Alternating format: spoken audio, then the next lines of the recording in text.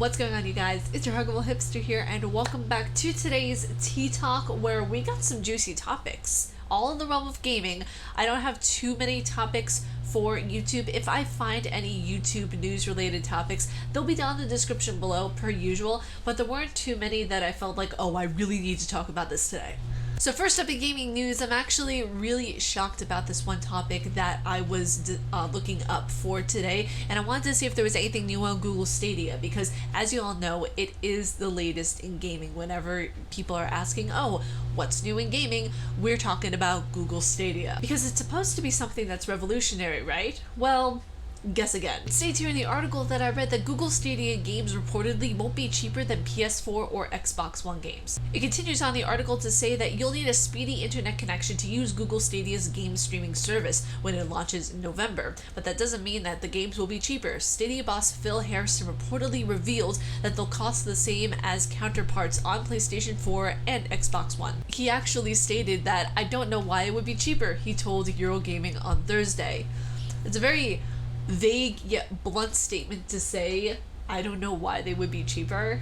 I don't know why that rubs me the wrong way. Kind of does, but you know what? That's just me. It goes on to saying the value you get from the game on Stadia means you can play it on any screen in your life. TV, PC, laptop, tablet, phone. He said, in theory, the Stadia version of the game is going to be at the highest possible quality of innovation and sophistication on the game engine side. Stadia will launch with 30 games, including major upcoming ones like Baldur's Gate, Borderlands 3, and Doom Eternal. It also goes into saying that you'll have a few options in how to approach Stadia, with 2 not being available until 2020. The base tier is free for any game you purchase via Stadia at up to 1080 and 60p, in stereo at 10 megabytes per second, while the $10 a monthly Stadia Pro tier gets you 4K 60p, HDR quality at 35 megabits per second with 5.1 surround sound, free games added to your library, and discounts, which is kind of like the gold you get with Xbox One.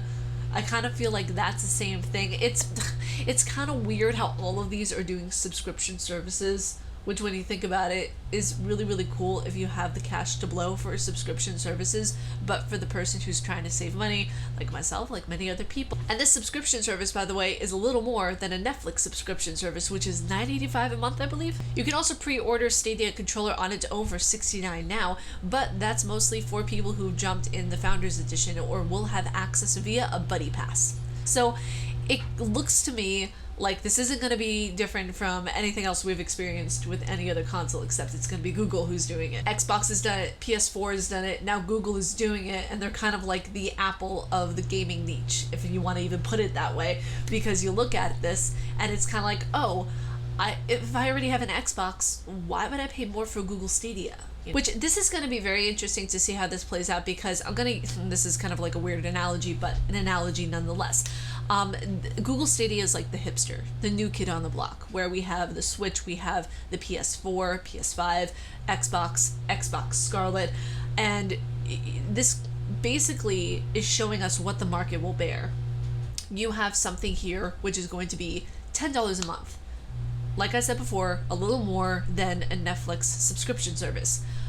I don't know necessarily if the market can bear this, because you have so many subscription services already, to games, to movies, to TV shows, and unless you have like a crap ton of expendable income or disposable income, as I say, then by all means go for it. I'm not saying don't go for this. I'm just saying that it seems kind of counterintuitive to go for a subscription service of where you're paying more than you initially would actually with Xbox or PS4. So that's my take on it. Let me know what you guys think down in the comments below. Honestly, I just feel like this is kind of, I don't know, insane, honestly. Next up in gaming news, Nintendo is considering more than just NES games for the Switch. It states here in the article that ever since Nintendo Switch Online service launched back in 2018, fans have been clamoring for more fleshed out game offerings, mainly when it comes to retro games. Honestly, can we just state how awesome it is that retro games are becoming a thing amongst the younger generation? I feel like it's so awesome. Like, really, 8-bit games, 16-bit games, they're becoming popular again, and that's where it's at. People need to understand that there's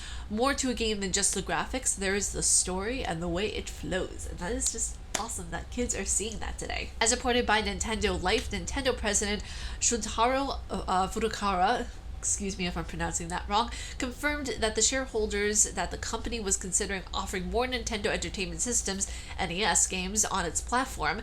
At this place, we cannot tell new information about the future classic hardware amongst others, but we are thinking about providing an extension of the online server, which is currently providing Famicom NES software as well as methods of providing them. We are also recognize that the opinions wanting to play these titles. So they do recognize, you guys, they do recognize the people that want more of the old school games. To emulate Fudokata's comments show a willingness to add more retro titles in the future, and we'd be very surprised if Nintendo did not include them at some point. Next up on our gaming to-do list, we actually have something very exciting to talk about with you guys. Now, this is all rumors, this is alleged at this point, but nonetheless, very, very exciting. Resident Evil 8, reportedly coming for PS5 and Xbox Scarlet.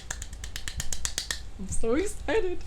It's so exciting to see because I called it so many times. How many times did I say Resident Evil 8 is gonna come out? And how many times did I say Resident Evil 3 is gonna come out? Well, honey boo boo, you are in luck. Because it states here that Resident Evil 3 is in the same plan, apparently would be set to ship out by early 2020. I'm so excited. Resident Evil 3, that was one of the best games. One of the best games in Resident Evil. And it will be set out by external studio. Capcom Tokyo could really release a statement. That would be awesome. And it also says here, according to a new rumor, Resident Evil 8 is reportedly coming early 2021 for next-gen systems, PS5 and Xbox Scarlet, which means when Xbox Scarlet comes, I have to get it. So, yay for my bank account. It also states here that Resident Evil 8 is to be presented in a third-person view, but still a Resident Evil sequel, which I can tell they're bringing more back the things that make what it is. And the thing with Resident Evil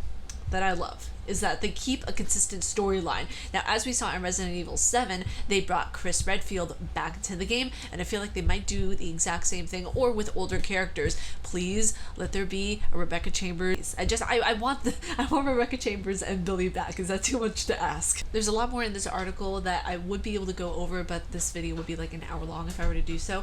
So if you guys want to check it out, it will be down in the description below for your viewing pleasure. Last bit for the day, I thought I would just mention this really quickly because we have a lot of streamers who watch this channel, and there's a lot of people who I watch as streamers because as being a Twitch streamer and as someone who has a bit of a following, not a lot in comparison to a lot of people, but a little bit, I feel it's my obligation as a fellow content creator to promote mental health, to promote a healthy sense of mental health. And I just want to tell you something. For a lot of the streamers who have an ego, and for a lot of the streamers who don't know how to properly run a Twitch channel, I'm gonna say this right now. Your viewership is the most precious thing you will ever have. Whenever you have well over 80,000 plus people who are watching you on the daily, it is your responsibility as a content creator to make sure that those people feel loved, respected, and cared for as far as you can. Don't tell people they're stupid, and beyond anything else, don't tell people to kill themselves. I don't care who you are. I don't care if you have over 1 million subscribers. I don't care if you have over a bajillion hours of watch time. Your viewership is the most delicate thing in the entire world. Treat those people who support you with respect. And don't pretend to be edgy. It's not attractive. I know. I was shading a little bit, but you know what? Today, I really felt like it. But if you guys like my face and what I do, please be sure to subscribe. Hit that bell down below. What are you doing? Stay casually nerdy, you guys. And I will talk to you all in the next video. Peace. 시작도 못해 보고 건들거면 그냥 때려쳐